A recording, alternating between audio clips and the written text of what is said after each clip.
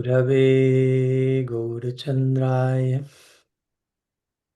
Radhikaya Tadale Krishnaya Krishna Bhaktaya Tad Bhaktaya Namo Namaha.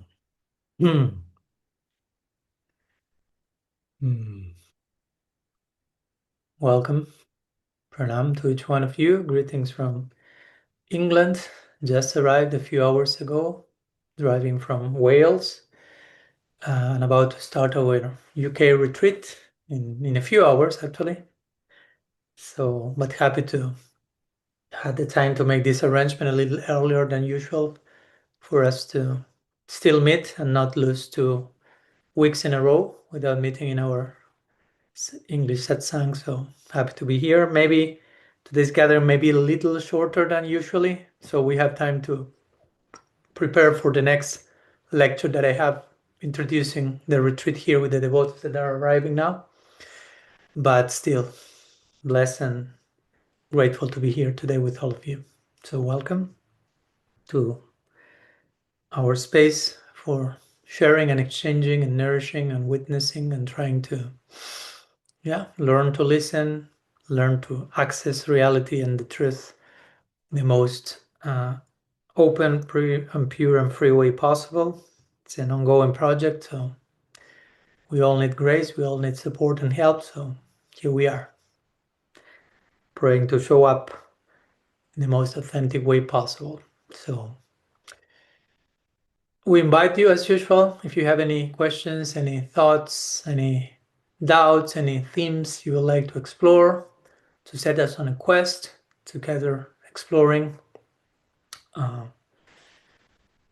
endless reality from whatever angle it begs to be explored, for us to honor it properly. You can raise your digital hand, whatever offering you have to present today. And I see so far 3 raised hands from Bhakta Prem, Rasangi, and Katie. So we'll start there. And as you can see, we're a little bit less than usual because almost half of the people who always connect is here with us, actually, in the UK. So we have them arriving and accommodating and all that stuff of day one of a retreat, right? So we'll start with Bhakta Prem. Bhakta Prem, welcome. You can unmute yourself and present your question to us. Actually, it was Swami who. Well, okay, I'll do it first anyway. Yeah, we'll have time for everything. I have a really silly question, like always in my mind, and like Krishna is in Goloka Vrindavan with all his Nitya Parisav forever and ever. So how it works when new members come to the spiritual world, like Lalita's group is full, all the services are full, I think. So many new pure souls go to Vrindavan. I think how the service work there. I think this question maybe I will answer when I get samadhi in some day, in some life. It's not like it's like a how question. It's not easy to understand that. So this is quite silly question, but if you want to explore something about, so help me out. Thank you. No, thank you. Yeah, of course, in one sense, thank you for the question. In one sense, the answer will be, the question is not fully answerable till you get there. We can say some things, of course, and we should, but at the end of the day, the final answer, quote unquote final, is by arrival, right? By arrival, by direct experience. It's like, I don't know, even without going to Golok Vrindavan, right? Even if you ask me, okay, Swami, you've been in Switzerland. What does the last few weeks? What's Switzerland about? How does it feel? And I can start trying to describe you. This is like this, is like that.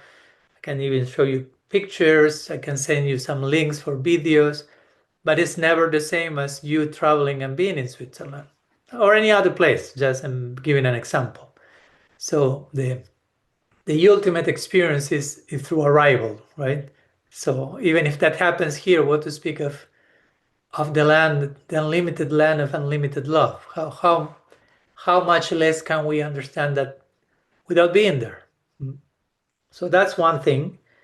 But of course, what we can say is, I just say that first to humble our situation, our stance, and try to understand that there is so much that we can figure. There's only that much that we can figure out on this side of the equation, and even on that side of the equation, in one sense, now nobody's trying to figure that out. Nobody's trying to over-explain things, and things happen by participation, but full participation. So the question concerns a little bit more. The main question has to do, from what I heard, from what I understood, is concerned with themes of space, right? Space, numbers, people in groups, and newcomers, so to say, new arrivals, how to host the new guests. They're not guests, of course, pilgrims forever. But again, we are talking about the land that is beyond our usual experience of time and space. There is a type of space, there is a type of time, there are forms, there are all these ingredients that we experience here. But at the same time, we have been cautioned many times to be very careful not to fully project our experience of form, time, and space here over there. That's why in the first verse of the 15th chapter of the Bhagavad Gita, material creation is likened to an inverted banyan tree, which basically is like the idea is of a reflection, right? If you see a tree reflected into a lake, it's basically the same tree to some degree, but it's upside down, right? So in other words, the idea is whatever we find here, it's a hint that all the things exist over there, but at the same time, still is a reflection, not to say that this is not true, just saying that in comparison to how things operate there, our notion of form here, which is subject to time and decay and all the things we know, is a hint to a particular form in eternity that does not undergo those types of chapters, decay, sickness, death. So the same with time and space, that here we may find them sometimes limiting, sometimes suffocating, but there are hints to what's eternal time, to what's ever expanding space in the spiritual world. So there is time, there is space, there is form in Golok Vrindavan, in Vaikuntha. And I would say the very name Vaikuntha already in one sense answers your question, because Vaikuntha means without limits. So if you are entering a place that bears such a name, it indicates there are no limits here. So there's not a limited space, even though it sounds like that to our ears over here when we hear the descriptions of Vrindavan and the Leelas, and it all sounds limited. It sounds even ordinary if we don't have the the proper ears to hear. It may sound like mundane. So we need to gradually train our ears. Sruta Ikshita, the Bhagavatam would say Sruta Ikshita. We must learn to see through hearing, to train our way of listening, Harikatha, explanations of revelation. So that transforms into a type of Ikshita, into a type of seeing, into a type of vision. And it's not just like calculation.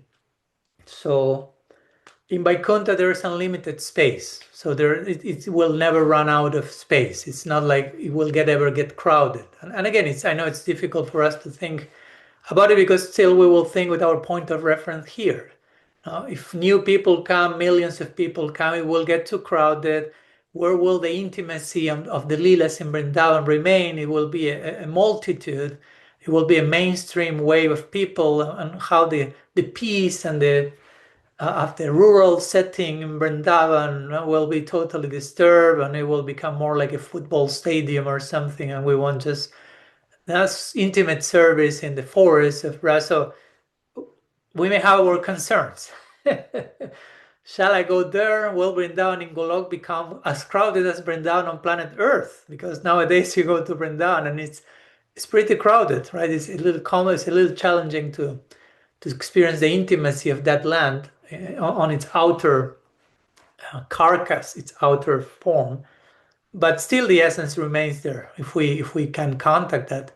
Besides the form, besides the noise, besides the pollution, besides the crowd, besides whatever may challenge our perception. That's why we need to go beyond our current perception by hearing, by practicing, by preparing our hearts to enter that language. It's all accommodating. It's all expansive. Srila Prabhupada gave this nice example once when one devotee was asking him again, a little bit trying to understand the dynamics of the eternal lila from the point of view of local miles and kilometers and distance and time and space. And he asked, well, I'm studying Krishna's daily activities in the spiritual world, and I'm hearing that he's going from this place to that place, Govardhan, Barsan, rather. And I'm making the calculations of the distance between places and how much it takes walking from one place to another, and it doesn't make sense. The math doesn't work. How Krishna can go from one place to another in that amount of time? Well, to begin with, Krishna's God, right? So he can be pretty speedy. But on top of that, Prabhupada gave this example about how the land itself, in this case Vrindavan, can expand or contract accordingly to facilitate the movements of the lila. He gave the example of the lotus flower. He says Vrindavan is like a lotus. So all this place he opened his hand, and each finger was kind of one petal of the lotus, and each petal is kind of one place there. So they seem far to one another, distant from one another. He said when the necessity comes for one place to become nearer, for Krishna to be able to get there, so he said the lotus closes and all the petals remain one next to each other, so you can move from one to the other. He even, it was funny because he could have said, no, Krishna is God and he can reach those places quickly, but he went to a more Yoga Maya-like explanation, which keeps the apparent ordinariness and simplicity of the lila. Now the lotus just contracts, and Krishna can jump from one petal to the other, and then the lotus opens again. He didn't need to say Krishna is God. He can do that. And also, again, it's important to understand that when we speak about, and I don't want to become too technical, but I may have to some degree, but the point Vaikuntha Prithiviyadi Sakala Chinmaya, Chaitanya Charitamrita says, from Vaikuntha upward, Vaikuntha Prithivi, the earth, the soil, Sakala Chinmaya, and everything else, just starting with the soil, which may sound the most insignificant thing, everything is Chinmaya, everything is transcendental conscious substance. So it's not just what we think it is. It's not just earth, it's not just space. It's all made of Krishna's internal energy, specifically his Sambit Shakti. I mean, all his Shaktis, Sandhini Shakti, Sambit Shakti, Ladini Shakti, all these elements that comprise Swarup Shakti are what allow the spiritual world to exist. No? Sandhini, the existential potency in spiritual terms, in bhakti terms. Sambit, the cognizance potency, and Ladini, the bliss potency. So the Vrindavan is made of Sandhini Shakti. No? So it's not made of what we think, again, of earth, wood, and walls, and concrete, and this meter, and that mile, and this size, and this space. It's made of Swarup Shakti, of Bhakti. It's made of love. So love's nature is ever expanding. Therefore, a land made of love is ever expanding, and therefore can accommodate the ever expanding number of new members, so to say, entering into the land. And again, it's difficult to imagine. We may try to over and over resort to, but how that can possibly work, how that can happen. And then the load is on us. I'm trying to release the tendency to calculate that, because if not, as the Vedanta Sutra say, tarko pratishtana, through logic alone you get nowhere. No? Especially when it comes to trying to understand eternity, infinity. Logic leaves you in a limbo, basically. I'm not saying logic doesn't work in any department for anything, but when we are trying to understand some of these things, we need to resort more to a trans-rational, trans-empirical methodology. That's what sadhana is, rather than just trying to figure that out in our minds, which will be another attempt to measure the immeasurable, which is a contradiction in terms. It's an impossibility. So that will be another way to explain it. Spiritual realm is a land made of love. Srila Siddhar Maharaj will refer to Vrindavan or to the different spiritual planets as planets of faith. That's another way to speak. Planets of bhakti, planets of love, planets of faith. And as faith is ever evolving, ever expanding, ever accommodating, a heart with deep faith can accommodate what a heart without such deep faith cannot accommodate. So the land of full faith is fully accommodating. So there is space and place for everyone and everything.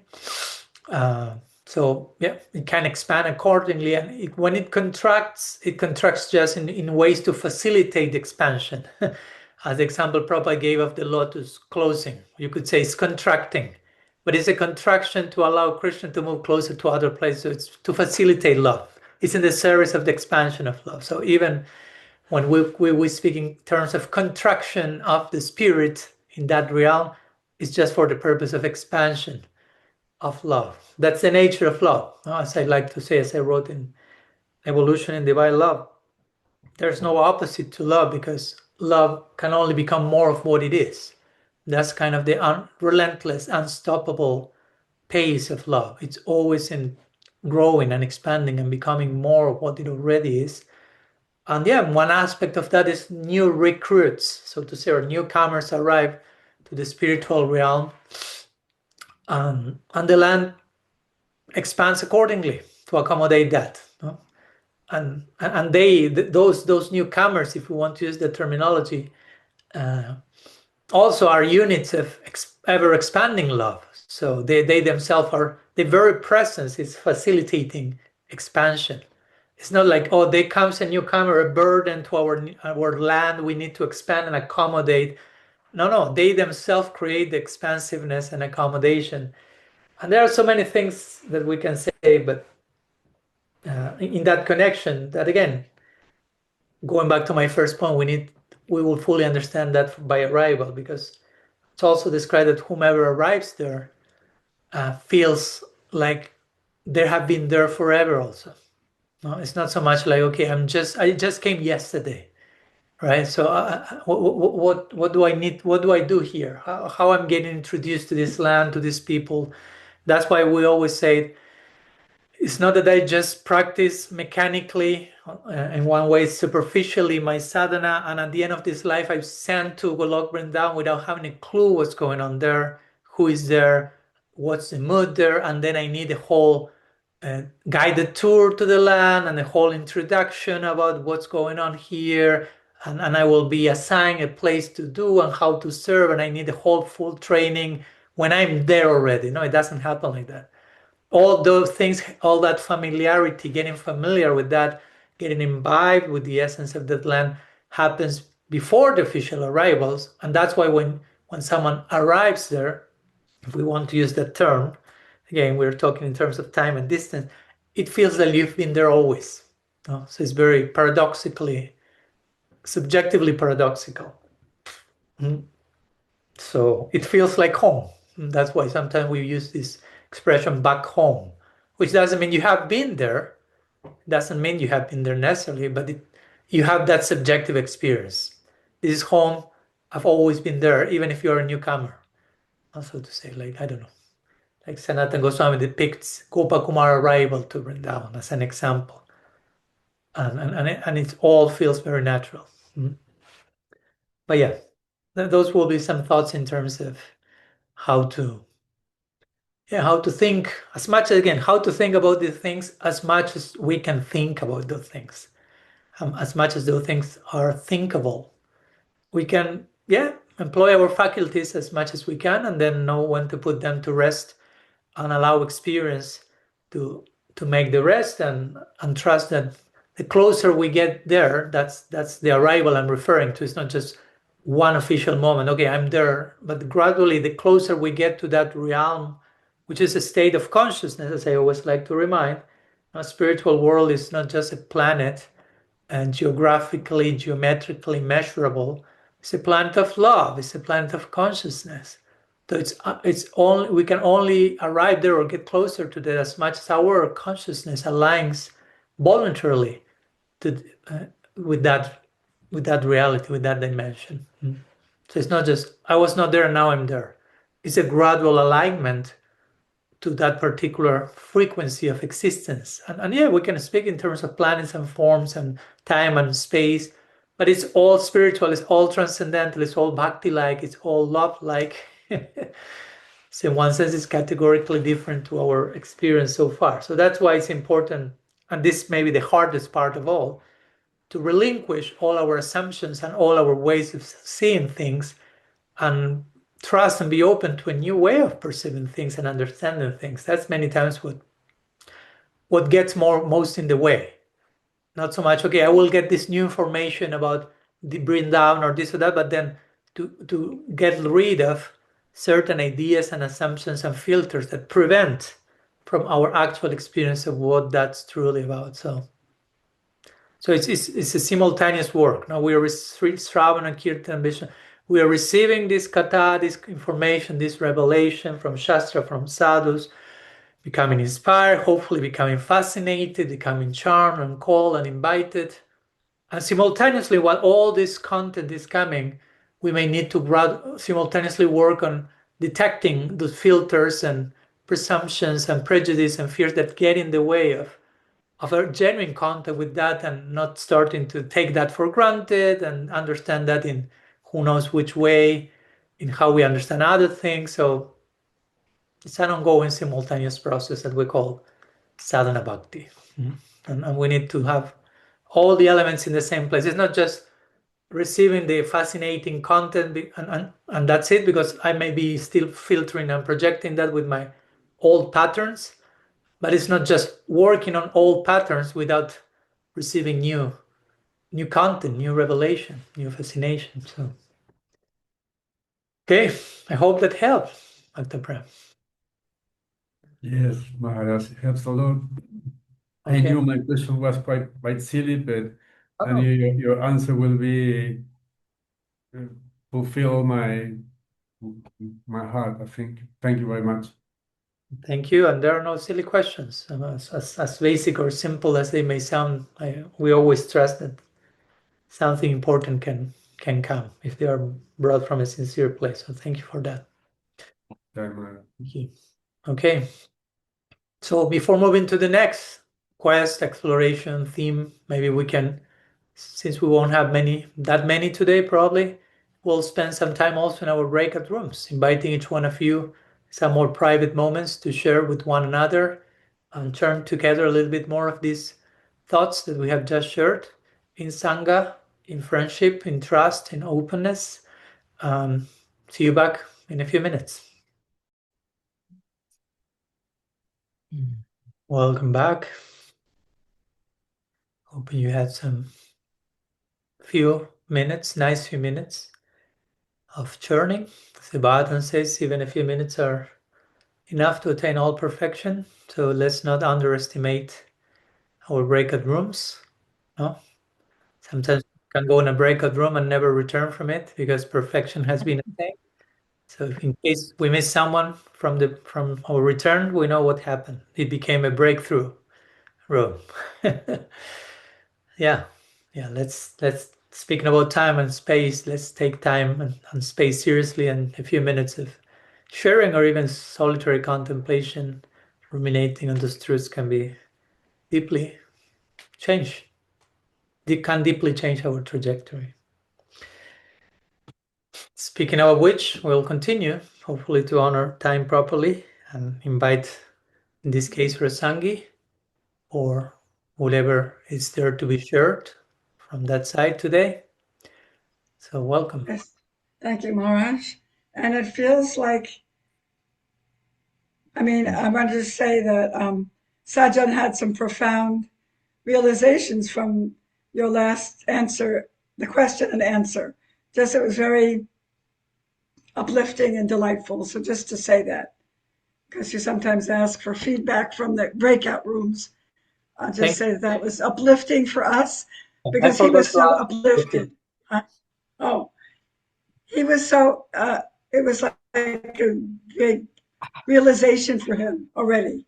Anyway, and we were talking about, because when we come in touch with the current, we feel it. Bhakti Prem was so thrilled by the answer and felt the touch of divinity when it comes through us. As we allow it, we get to inspire each other. So that's very cool. Anyway, my question is about spiritual imperfectionism. Yeah, spiritual imperfectionism, Maharaj. And you mentioned it before as perhaps one of the blocks to us understanding the higher truths more clearly, or seeing things more clearly. And Bhakti Ross also mentioned that in her little comment. So we're studying this yesterday, and just by doing the pauses, the 9th pause, reflecting and discussing, more questions come, and more a need for expansion on things, okay? So that's what I'm talking about today, I'm asking about. So we, from this section, understanding that the word mistake is like weaponized and loaded, and it has a stigma of shame and wrong to it, right? The word mistake. But like you so beautifully shifted it in this section to a different a framework, seeing mistakes not as like shame-based and you're damned or you're wrong, but seeing mistakes as an opportunity for expansion. And I think that's going to take some time for all of us to, for me to really accommodate that and feel comfortable with my errors of judgment or seeming mistakes, because I still get really down on myself when I make mistakes, and from what I'm reading, that's not necessary, and that we can shift that and be more open and kind and loving to ourselves, even amidst seeming big mistakes, so to speak, that we may make. So the second part of it is that it seems like in order to fulfill our role here, we have to follow our inner guidance, which is scary because of making mistakes. But then if we don't do that, we're going to stay small. We're not going to grow. Do you understand my question? No. No? Okay. I haven't heard any questions so far from my perspective. Oh, no, but do you understand what I said, though? Yeah. Oh, good. All right. So I'd like you to speak about, talk a little bit about more how to face our errors with a more gentle approach, not as self-condemning, being kind to ourselves. And I think that's part of our expansion into understanding higher truths, is that we can do that. Is that true? Do you feel like that is valid? That I'm able to not beat up myself when I make a mistake, that I'm able to be kind and look at it as an opportunity for expansion, that in itself is an opportunity for me to grow into love, into more love, into feeling loved. I hope that makes sense. It makes sense to me. Okay, I'll share Yeah, go ahead. words. Of course, thank you for the invitation. And of course, a big part of what I may have to say has been written in that section of the book, Spiritual Perfectionism, because I think it's as you say, it's an important idea to explore what's a mistake to begin with, because sometimes we use the word mistake, we do a mistake, and in one sense, I mean, we're always doing mistakes, right? Mistakes is not, sometimes we think mistake is something that we have to avoid at all costs, and only then what I'm doing has any meaning, has any value, counts in terms of my relationship with God. But if there is a mistake, the whole subject is spoiled, so to say. And that's too extreme, right? That's too much.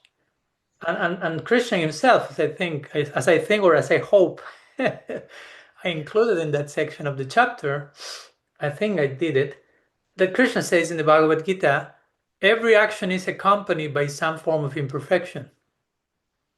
So there you have it. There you have the deneurotizing statement in the Bhagavad Gita. It's not that Krishna is endorsing and promoting be as imperfect as you can. Of course, we are not here doing doing a campaign for hyper imperfection, but just making a very realistic assessment of the field, which is there's always some faults. There's always some fault in any single action.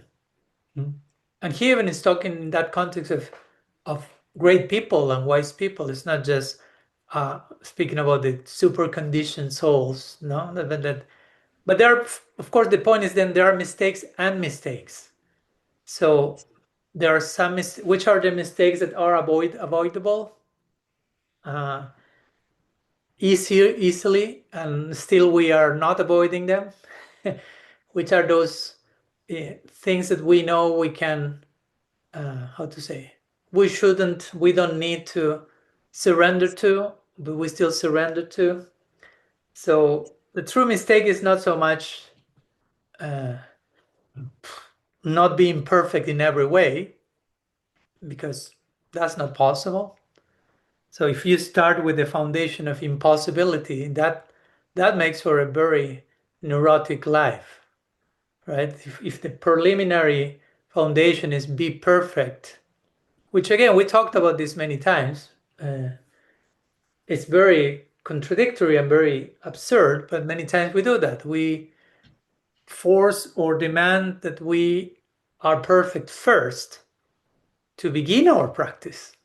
It's an absolute nonsense, right? It's like if I'm going to a guitar class and I expect to be a self-realized guitar player before taking the first guitar class. It's like I'm having the whole math backwards. So that's why Krishna in the Gita say there is some amount of imperfection in every action, not even in some action. In every action, we could say we are to some degree falling short of the infinite. Because remember, we are facing the infinite here. So what's perfection in our approach to something infinite? There's always some lacking. There's always some falling short. There's always something that can be improved and that will be improved and that will be expanded, but there's no end to that expansion either.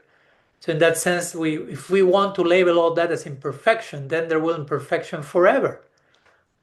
If we want to say there is room for improvement in eternity, and if you want to translate room for improvement as imperfection, okay, there will be imperfection for eternity.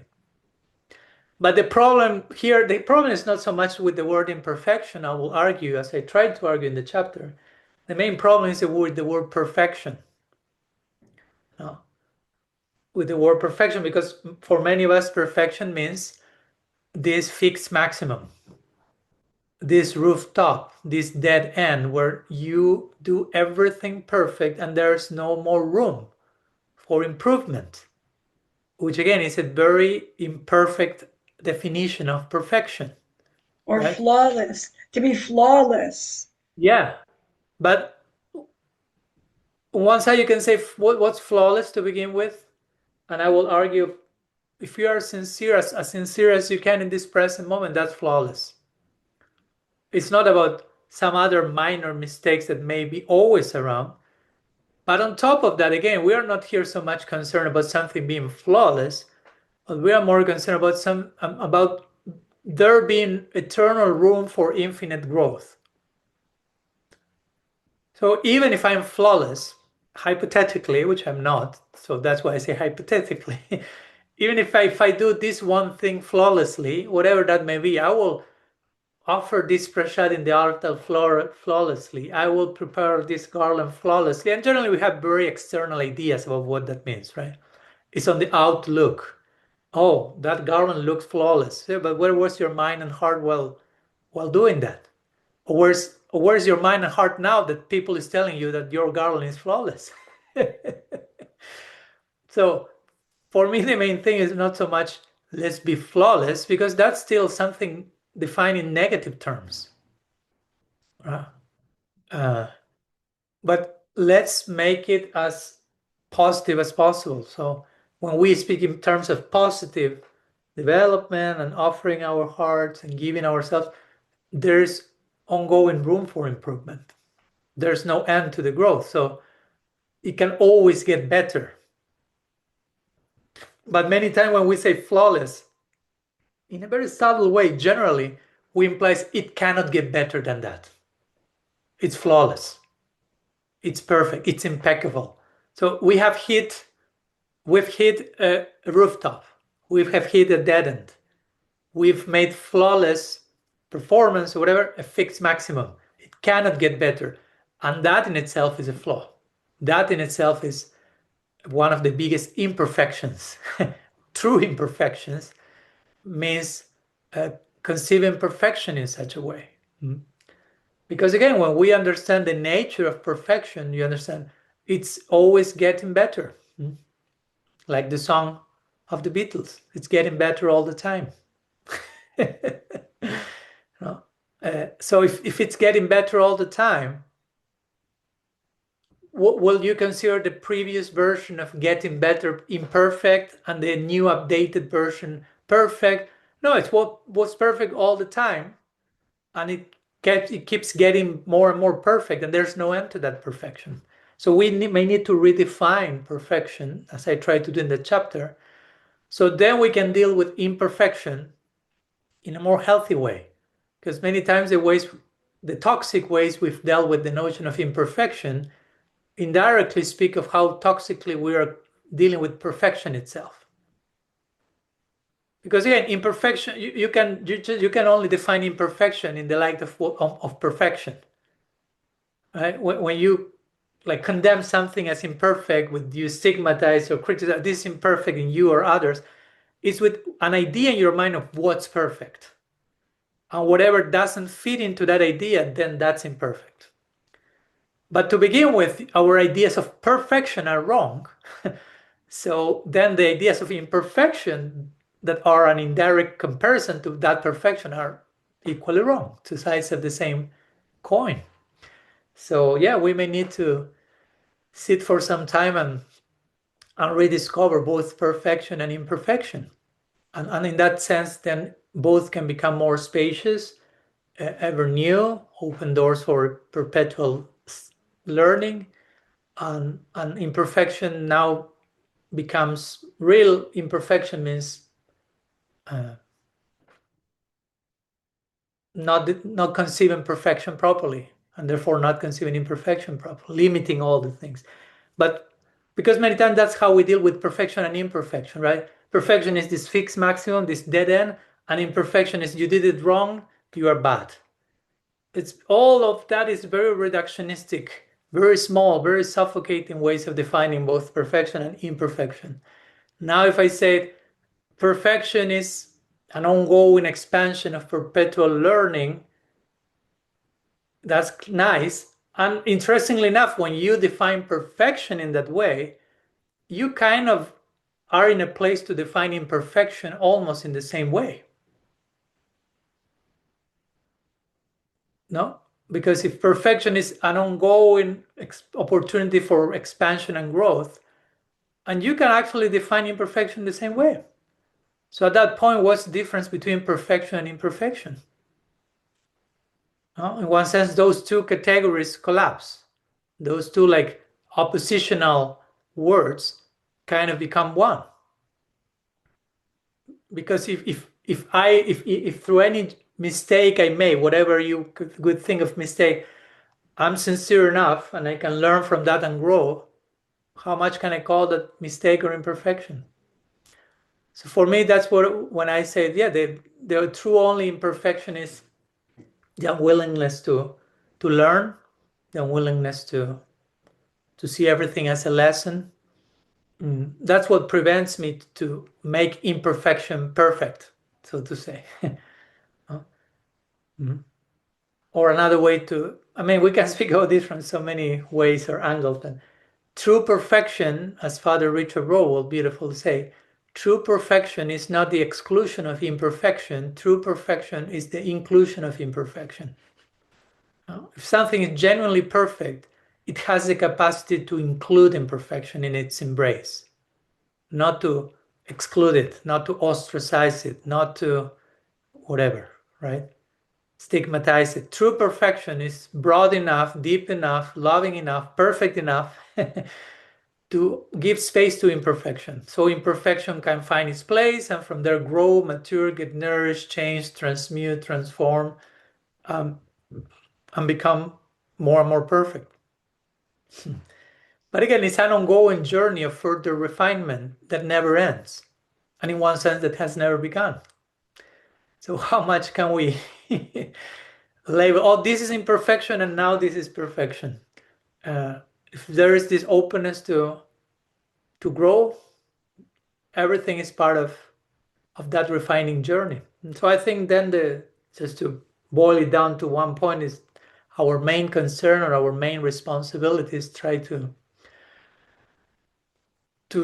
check within ourselves our willingness to grow and remain open to change. Because if not, that's when we start to the judging. We activate the judging pattern. Generally starting with ourselves, but then projecting that onto others. Generally, if we are very judgmental of other people, that speaks about how judgmental we are with ourselves, basically. There's not much way around that.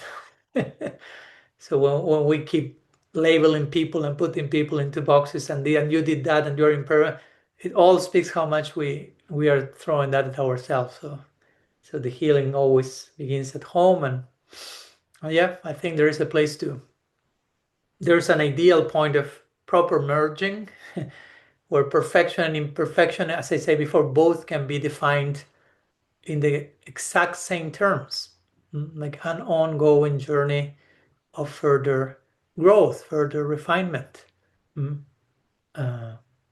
So we don't need anymore to use these oppositional definitions. During some time they are necessary, that's okay. But at one point it's it's just one thing, right?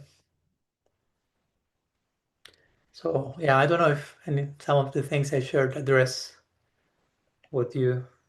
Well, that was awesome as usual. But the thing is that, I mean, I love that. Thank you so much. That loosens the grip a little more of this stigma, and yet there's another part of it, like what you say in radical personalism.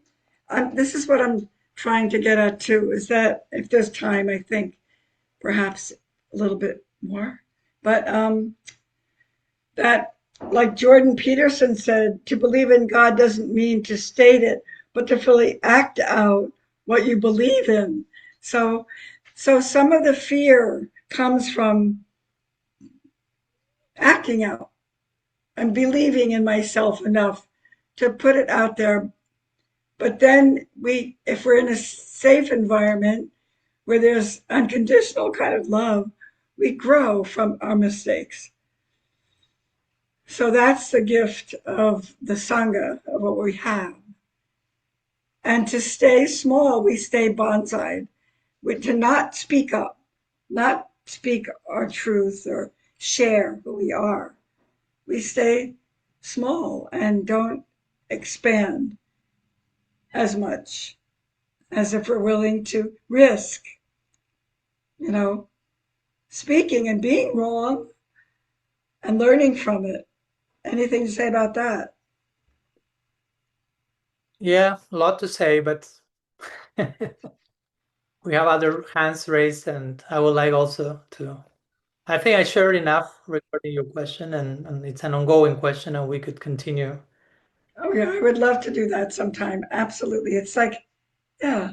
I mean, again, I don't want to sound repetitive, but my books are attempts to say something about that. Yeah. That's what I'm getting it from.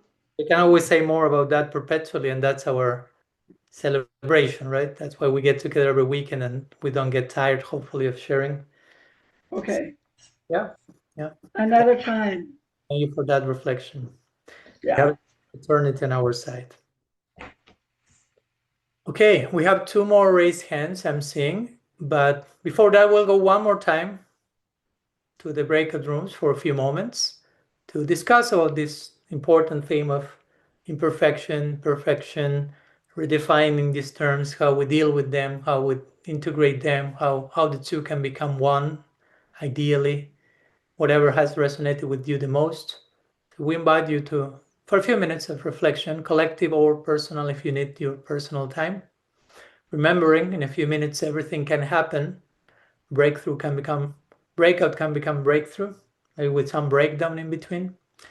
And see you soon. Yeah, we'll go there and see you back in a few minutes. Welcome you all back. Hoping you have some enriching time together. And we have two more raised hands that we will try to honor, considering our available time. So sorry if it's not as generous as time as I would like to offer to you today, but we'll want to offer to honor those two hands. The first one raised originally was from Katie, and then we have Silpa Karini. So I invite Katie to unmute herself, and then we'll go to Silpa Karini to conclude today's meeting. Welcome. Yeah, thanks, Maharaj. Mine is not super important. I just was rereading the Mahabharata recently, and I got to the end when all of Krishna's direct associates leave the planet because they became intoxicated and they all fought amongst each other and killed each other. And I've read that before, but this time I was hit by that, and I just thought to myself, this feels like an odd way for Krishna to have arranged for his family to leave the planet and for Krishna himself to leave the planet by getting hit by an arrow. And I mean, to me, the way that Lord Balaram left seemed more spiritual, or however, he went to the seashore and Anantasesh manifested and, all of that. And I'm like, why didn't they all just poof disappear like in a cloud of sparkles and unicorns? And the violence and the intoxication part just kind of caught me off guard. And I've probably listened to thousands of classes over the decades, and I can't remember ever hearing anything about this pastime, like why everybody left the way they did. And I don't know, not a super important topic, but it just stuck in my mind, and I was curious if you had any thoughts. Yeah, thank you. Katie has opened a can of worms now. That's a big topic in many ways. Of course, as you say, at the same time, it's not for us the most important or even relishable lila, so to say, and you may have not have heard many times Gaudiya Vaishnava discussing it, because again, in comparison to other lilas, they are not that important in the sense that, of course, they're wrapping up of certain pastime on earth, but from figures that remain, come, remain, and go to eternity. So say remain in, go, come from, go to. So it takes a particular external form, but actually, in one sense, they are untouched by whatever is going on the outside. If we are thinking of whether of Krishna as killed by the hunter, or of his eternal associates as even killing each other, basically, which I can understand can sound a little bit quite intense. Those are certain associates, of course, with the gopis and the Brajavasis. We will receive a different depiction given in the Padma Purana and quoted in the Goswamis, which will be more akin to your taste, Katie. Some kind of a more mystical in manifestation. And there are a few things to say, and there are a few things that our Gaudiya Vaishnavas say, because this Leela is also briefly mentioned in the Srimad Bhagavatam, and the commentators speak there. And something to begin with to say is that certain Leelas, as they are described in the Mahabharata, they are not exactly described in the same way in the Srimad Bhagavatam. Like, for example, and the point with this is that the two books are mostly addressed toward two different audiences. So they will emphasize different elements. For example, when the Pandavas are leaving, and you may have gone through that section also, that they are walking up the Himalayas, and anyhow, they are tested and some disappear and this and that. Eventually, they say they attain the heavenly planets, Swargalok, which could be a little bit strange for us, like the Pandavas attaining Swargalok, they are eternal associates of Bhagavan in the spiritual world. But the main point is that the Mahabharata in general is spoken for people who are more interested in Dharma, Artha, and Kama. Not so much moksha and what to speak Prem. So from that perspective, it will emphasize certain attainments, not so much because the Pandavas attained that, but because most of the readers want to attain that. So it's a way of encouraging what they are looking for, supporting their faith. Now, if you read the Srimad Bhagavatam, and when the Bhagavatam describes the same Leela, say they attain the spiritual world. So again, it could seem like a contradiction of terms. Why this book say they went to Swarga, this book says they went beyond that. But in this particular case, it's because each one of these books is pointing to different audiences. I'm seeing that Chandrika is commenting regarding different versions of Mahaprabhu's passing. This will be slightly different, and I don't want to digress fully on the topic because, the main version is Mahaprabhu entering Tota Gopinath, but also there are a few other versions that he entered into Jagannath or he merged into the ocean. And in this case, once someone asked Siddhar Maharaj which one of the three is the true one, and he said all of them. It's possible. That doesn't mean that any and every theory will be true, but he said it's possible for Bhagavan to pass from this world in more than one way, in the same way that when he quoted this verse from the Bhagavatam, Malanam Asanininam Naravaram Strinam Baru Strinam. Okay, one word is not coming, but this famous verse in the Bhagavatam where Krishna is entering the arena of Kamsa, and different people are contemplating him from different perspectives. For one, Krishna is Cupid personified, for Kamsa is death personified, for his friends, he's his friend, their friend. And it's the same Krishna, but he's being seen differently. And each one of the subjective perceptions are equally true. Right? So in the same way, he will say, Bhagavan can, again, going back to the first question of Bhakta Prem, it's not just, okay, there's only one way in which that happened. So we could say the Mahabharata could have rendered the disappearance Lila, and I'm not saying this is only the Mahabharata, because to be fair, in this case, Bhagavatam also mentions about the conflict between the Kurus at the end and the hunter. But we could make the case that also Bhagavan and his associates can close their Leela on earth in more than one way, and scriptures can depict one of those options, but that's not necessarily the only one. So that's one way to answer that. It's not limited to the version we know. It may have been one particular perception, as we gave the example of not only Mahaprabhu, but other Leelas. But even if we want to say, okay, that's the only way, the only possible version, that's the only way left the world, and it sounds quite awkward, it sounds quite like negative, devastating, killing each other, and Krishna killed by an arrow shot on his foot sole. Was not there any other more like fancy mystical way to to disclose the lila?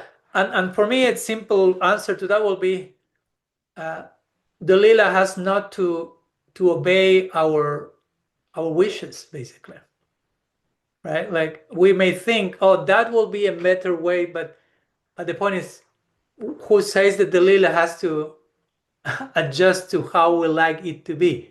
You know, ideally, it's the other way around in one sense. Although, as we say, that realm is all accommodating, that doesn't mean that, I mean, it's all accommodating in the context of love.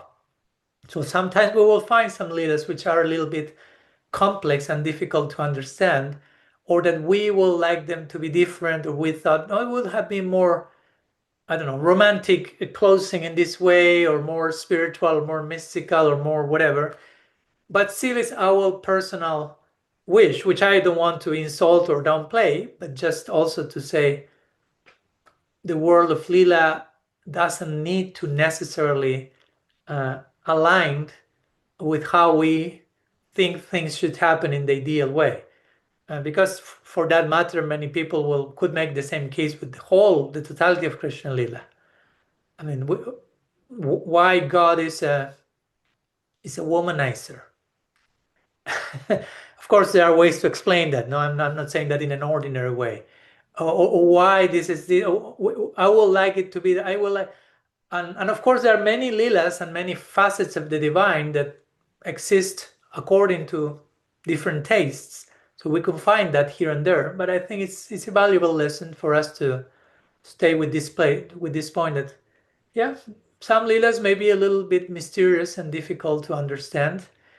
Also, some acharyas will say, okay, they left in a very quote unquote ordinary way, like a veil, like people without vision will see that as ordinary, and people with deep vision will see beyond the ordinariness.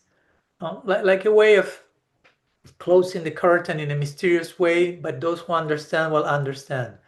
Remember that many times the realm of Lila and the loving interactions between Bhagavan and their devotees and his devotees are crooked in the good sense of the term, happen indirectly, are not overtly in a clear way that we think it should be. So that invites us to read in between the lines. No? And again, we could go in detail to many of the commentaries that, for example, Vishwanath Chakravarti Thakur writes to that section in the Bhagavatam, but to be honest, we don't have time now. But if you will, I could direct whomever would like you to that section, and I can even share the files if you want. There are many interesting further insights and perspectives he's adding. But at the end of the day, his conclusion is, of course, Bhagavan is beyond beyond a hunter and an arrow in the foot sole, right? It sounds pretty simplistic, right? Oh, he died with a foot sole and an arrow. It's like, yeah, why not? And he's totally beyond that. No, it sounds pretty ordinary, but again, as if you pay a very external look to how many of the leelas on earth unfolded, they could also feel pretty ordinary. And we could say why Krishna didn't do this more fancy thing here when Yashoda was tying him, why he didn't liberate himself from the rope and transcended everything. It would have been more mystical. But there's a sweetness in that. So in the same way, there is a sweetness in their living in a pretty ordinary way. And at the same time, realizing that these are all extraordinary people living their lila in a curtain of ordinariness, so to say, to set the tone. No? Lila on earth may look ordinary, but we are invited to pay more close attention to that. So those will be a few thoughts in connection to that. Again, as much as I can share with the time we have today. But if it's required for more, please let me know some other day that I will have more time. We'll happily share, or I can share some of those sections from the Bhagavatam as well. Yeah. I hope that helps, Katie, somehow. Yes, thank you, Maharaj. That was helpful. Okay, thank you. So we'll skip this breakout room as we always skip one or two, and we'll go to the last offering questions exploration today by Silpa Karini before we put our sharing to rest today. So you can unmute yourself. Silpa Karini, welcome. Yeah, Hare Krishna Maharaj. Actually, I just quickly wanted to say thank you. I'm really glad that I discovered that Zoom thingy. I cannot spell the name. And I was listening to that I discovered here, everyone, the Zoom meeting every These week. gatherings, The what? these meetings we are having every week. Yeah, Oh, yeah. Yeah, I'm very happy about that. And also, I was listening when you were in Switzerland with Krishna Chandra about Gaudiya. That was really, it's kind of I would say a lifesaver. It's, I'm here alone in the Black Forest, and it's like I integrated it in my sadhana, so to speak, and it's really, I'm really grateful for that, and I'm really, really happy.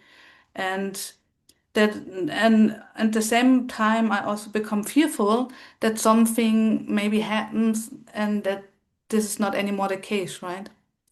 That I don't have access to that anymore or whatever. So it's really a life changer. Yeah, that's all. Thank you. Okay, so there was no question, right? You want to express appreciation today. Okay, thank you very much for that. Thank you very much for that. And well, we are happy you have discovered us for this gathering, and we are happy we have discovered you as well. It's always reciprocal. It's always a mutual discovery. And I will say, hopefully there's no need to fear that this will be over. Let's not let that feeling cripple in, like, what if the worst thing possible could happen at any moment? Because if we allow that too much, we are missing what's already taking place, right?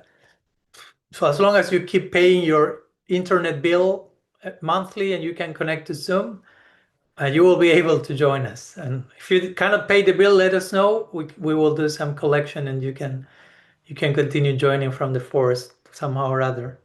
So thank you for your words. Going back, since there was no actual question, which is totally fine. There's space for everything here. But I'm reading that also back to Rasa regarding Katie's question. And probably we can conclude with one last breakout room going back to Katie's question, since I was planning to do one more breakout room. She's saying that this lila also eliminated the possibility of saying that these were right and these were wrong, saying that these people are divine and these others are ordinary. So yeah, that's another very beautiful insight, right? Like basically they killed each other. So nobody could kill them in one sense because they are beyond all this killing thing. So they just kill each other equally, and they all left together. Again, I know on the outside it may feel a little gore, a little bit like gruesome, you say. Remember, they were kshatriyas, so it was happening all in the context of kshatriya-like dynamics with some intoxication in between.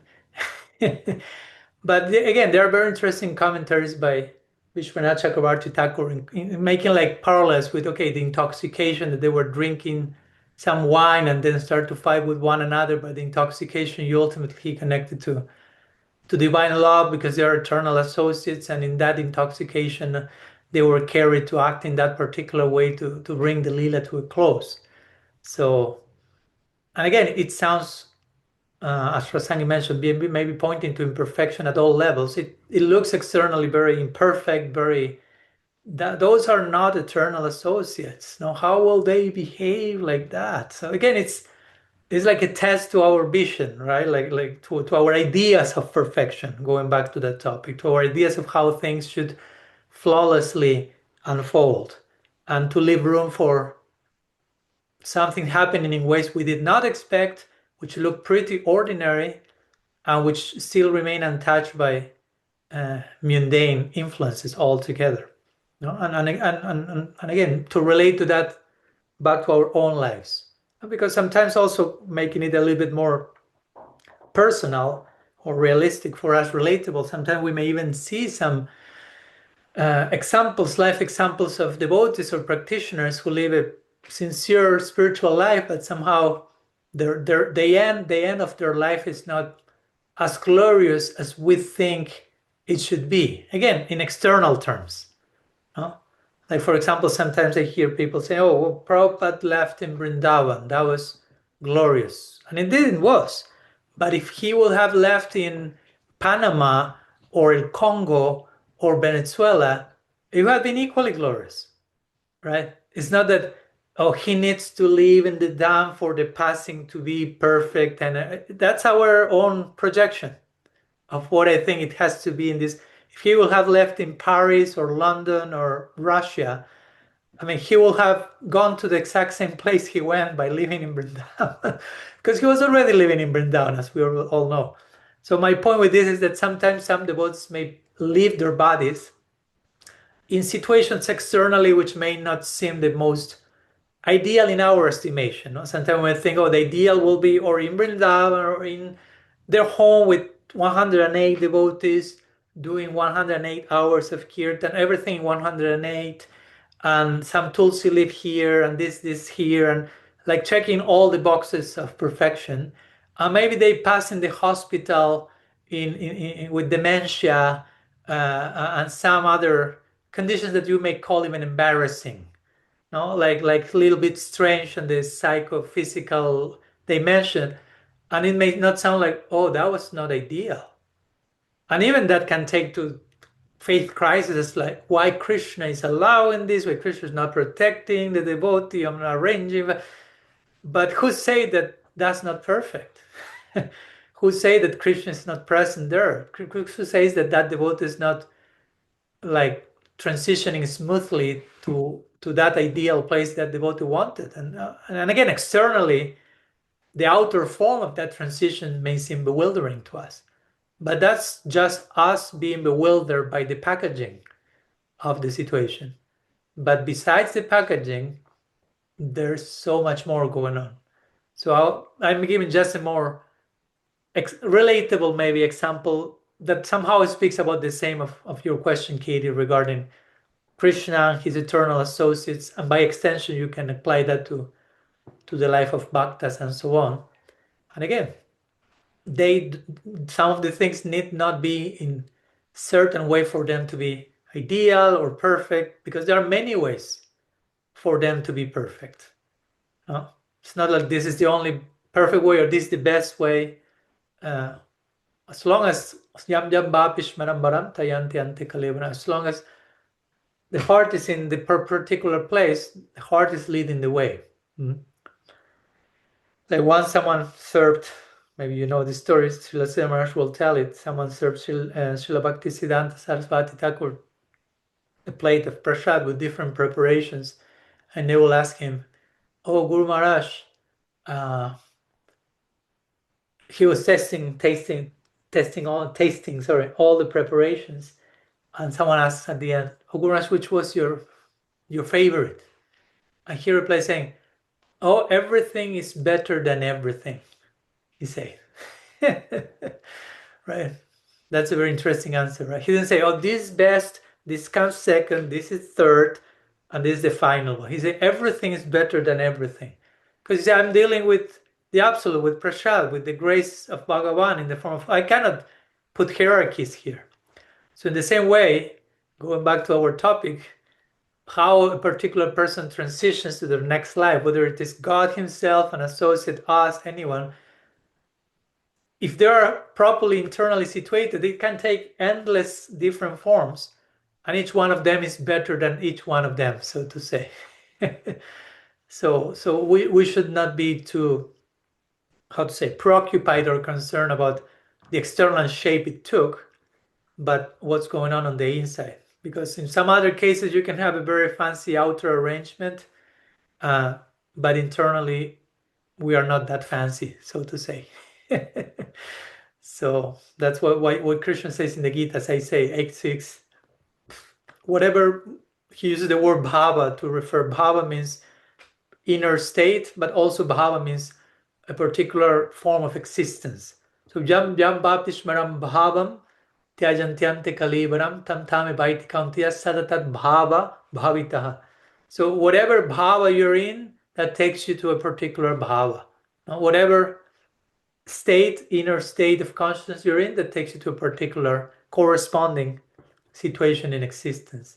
So that's our focus, and no matter what outer form it takes. Some great Vaishnavas have died in an accident. Some Vaishnavas have died naturally, without sickness, with all varieties of sickness, have died killed. And not only Vaishnavas, saintly people from all sorts. So in earthquakes, I mean, you name it. So, but in one sense, that's not the end of the story.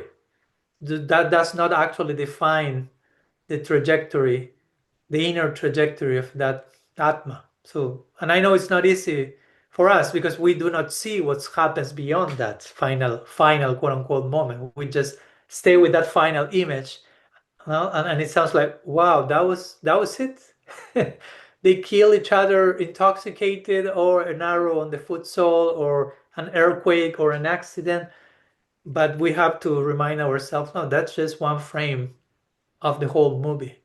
No, the journey continues to go on in so many brilliant ways. So yeah, this is one of many ways to think we are not this body. In other words, we are not that particular frame of the movie that only exists for a particular moment. Because to say we are not this body means also we are not something that is here for a moment, was not here before, won't be here after, at least not in this particular same form. So we shouldn't be like overtly stuck with a particular expression of something that keeps moving. So in the same way with Leelas of disappearance or whatever, right? Okay, let's go to one final breakout room with that added footnote. A little longest footnote in history of literature, probably. Sorry for that. So one last breakout room to continue sharing about some of the themes together related to this last question. And yeah, see you in a few minutes for our farewell for today. Okay, welcome back. Hoping you had a nice sharing as well. And with that, we'll put our session to rest today. So we have to arrange here for our upcoming guests, and first meeting in the UK retreat. But we look forward to meeting you next week. Next Saturday will be at the same timing as today, just for you to remember. We'll share notification more close to the date. But since we will still be in the UK retreat by that time, we'll share that. And then the other Saturday, I'll be already back in the US, so we'll go back to our normal, whatever is normal time. So thanks so much to all of you for your presence. Looking forward to sharing together again. Shriman Mahaprabhu ki jai, Harinam Sankirtan ki jai, Sadhusanga ki jai, Gaur Bhakta Vrinda ki jai, Gaur Premanand Hari Hari Bo.